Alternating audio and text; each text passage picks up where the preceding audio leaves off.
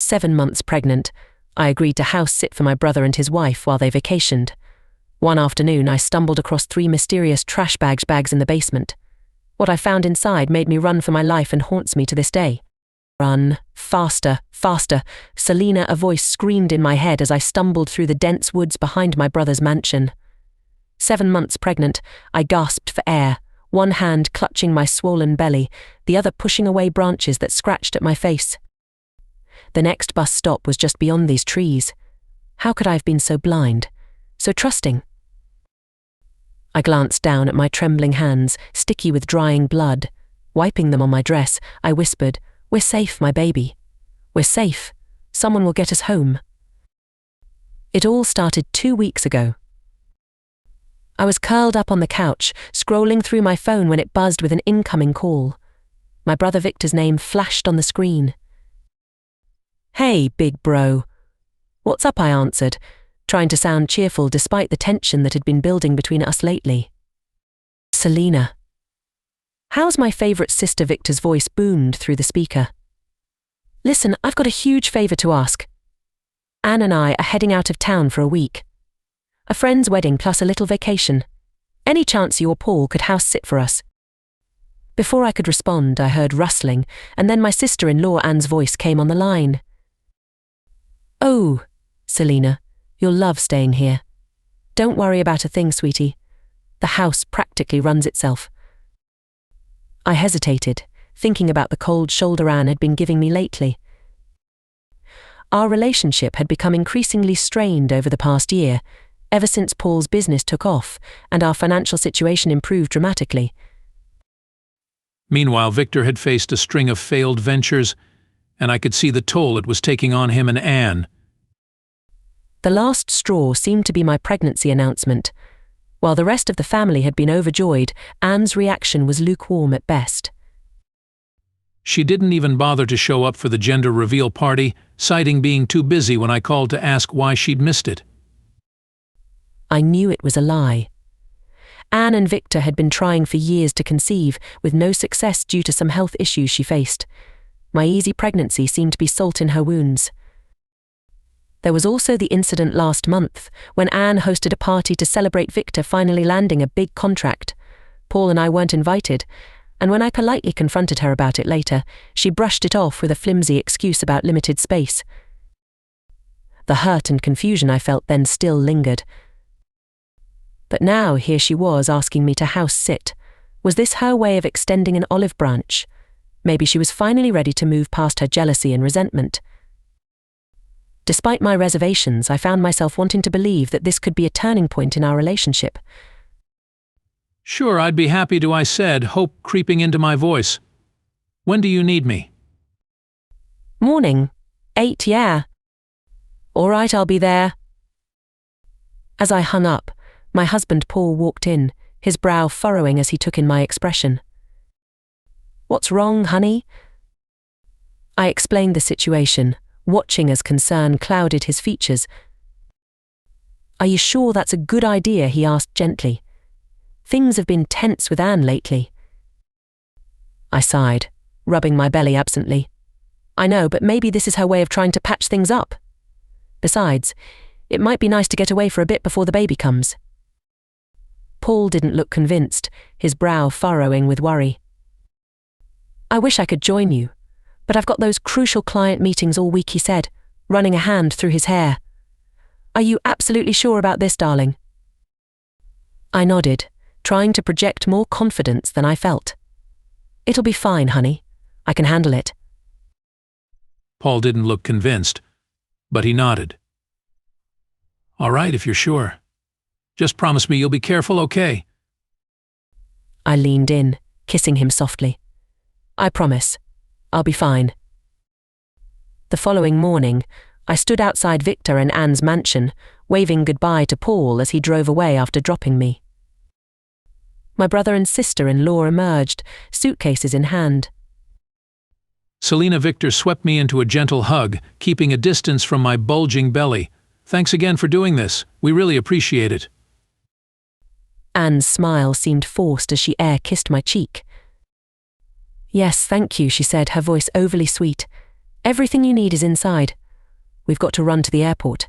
Have a great week, darling.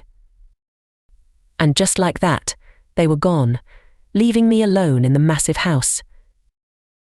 I wandered from room to room, feeling oddly out of place. My phone buzzed with a text from Paul. Miss you already. Call if you need anything. Love you both. I smiled, replying quickly before settling onto the couch. As night fell, the house seemed to grow larger and emptier. The taxidermied animals on the walls seemed to stare back at me, intensifying the feeling that I was being watched. 3 days passed in a blur of Netflix binges and long naps. On the 4th morning, I decided to be a little productive. After my daily call with Paul, I cleaned the kitchen and headed to the basement to check on the furnace. As I reached the bottom of the stairs, my eyes fell on 3 large garbage bags tucked in a corner. Weird, I muttered. Anne must have forgotten to take these out. I snapped a quick picture, sending it to her with a joking message, forgot something. Don't worry, I've got trash duty covered. Seconds later, my phone exploded with notifications. A text from Anne read, "Don't touch them. Seriously, get out of our basement. Now." Before I could process her reaction, she called. I answered, confused. Anne, what's wrong? Selena, listen to me, she hissed. Get out of the basement, now. Don't look in those bags, just go upstairs and pretend you never saw them. But. Just go. Please. Okay, I said, backing away. I'm leaving now. I hung up, my heart pounding. What could possibly be in those bags that would make Anne react like that? Despite every instinct screaming at me to run, curiosity won out. I approached the nearest bag, my hands shaking as I untied the knot. As I pulled it open, the bag tore and the contents spilled out onto the floor. The moment my eyes registered what lay before me, my blood turned to ice in my veins. Ritual tools, decayed chicken bones and feathers, and voodoo dolls. Dozens of crude, handmade dolls, each bearing a photo of my face. Many were stained with a dark, reddish-brown substance and reeked of rot. The stench of decay filled the air, making my stomach churn. Oh my God, I whispered, stumbling backward. Oh my God, this can't be. I fumbled for my phone, dialing Paul with trembling fingers. Baby, I choked out when he answered. I need you to come get me. Now. Selena, breathed. Paul's voice crackled through the speaker.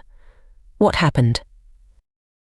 I tried to explain between gasps, my words tumbling out in a panicked jumble. Bags in the basement. Voodoo dolls with my face. Blood. Paul, I think Anne's been trying to curse our baby.